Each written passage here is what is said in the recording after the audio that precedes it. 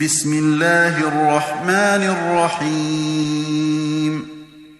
لم يكن الذين كفروا من أهل الكتاب والمشركين منفكين حتى تأتيهم البينة رسول من الله يتلو صحفا مطهرة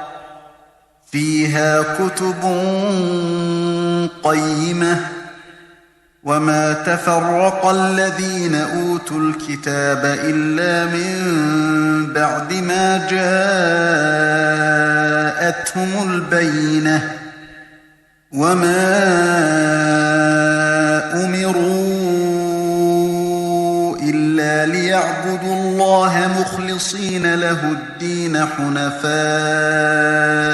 ويقيموا الصلاة ويؤتوا الزكاة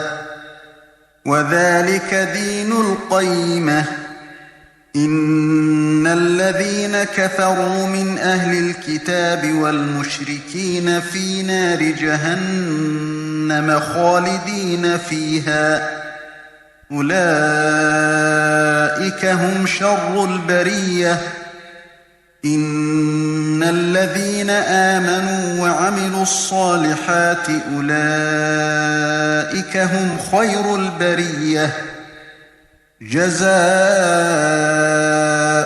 عند ربهم جنات عدن تجري من تحتها الأنهار خالدين فيها